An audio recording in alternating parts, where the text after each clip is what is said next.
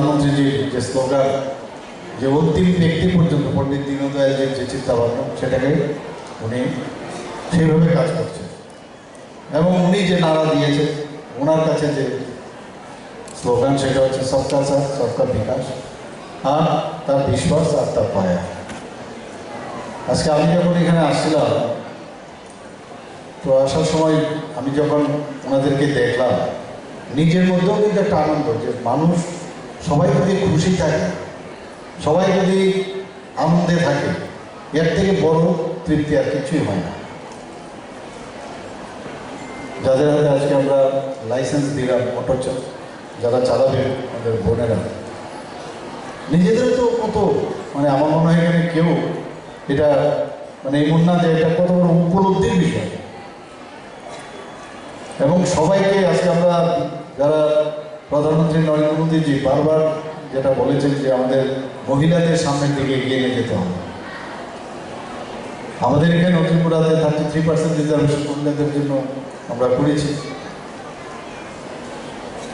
বিভিন্ন সরকারি কাজ করে, বিভিন্ন স্টল গভর্নমেন্টের যখন হবে, তার 50% মহিলাদের জন্য আমরা সমস্ত যে গভর্নমেন্টের তরফ থেকে বা মিউনিসিপ্যালিটি বা কর্পোরেশনের তরফে যখন কোনো মার্কেট হবে, তার 50% মহিলাদের জন্য করা হবে। মহিলাদের জন্য আমরা যারা জেনারেল কলেজে আছে, তাদের ফি আমরা মকুব করেছি। আজকে দেখুন, সেগুলো একমাত্র আমরা সেই মার্গদর্শন, সেটা মাননীয় প্রধানমন্ত্রী দিক থেকে করি। 33% আজকে লোকসভা এবং বিধানসভা উনি বিল পাস করে একটা মানে উপহার দিয়েছেন আমাদের মা বোনদের। বেশিরভাগ লোকে এসএসজি গ্রুপের যারা আছে, মহিলাদের, আজকে আমাদের জনজাতি বন্ধের মধ্যে আমি দেখেছি এত বেশি এসএসজির যেসব যে কাজগুলো আছে, বিভিন্ন বিষয়ে ওনার ব্যস্ত। ছোটো ছোটো জিনিস, হস্তশিল্পী, এই যে আমাদের গলার মধ্যে আমার আছে যে রিসা, সেইগুলো ওনারা বানাচ্ছে। বিভিন্ন বাঁশ বেতের জিনিস বানাচ্ছে, পুতুল বানাচ্ছে।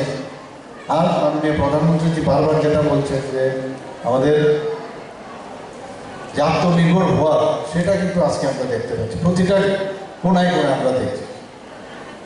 আত্মনির্ভর যদি আমরা সব মানুষকে আমরা করতে পারি, কারণ চাকরি দিয়ে কিছু হবে না, সম্ভব না, সবাইকে চাকরি দেওয়া সম্ভব না। তারপরে আমাদের সরকার চেষ্টা করছে, চাকরির ব্যবস্থা করছে। প্যারালালি যে সংখ্যা চাকরি দেওয়া যাবে, তার থেকে কয়েক গুণ আছে সমস্ত সমাজের সমস্ত লোককে যদি আমরা এইভাবে আত্মনির্ভর করতে পারি।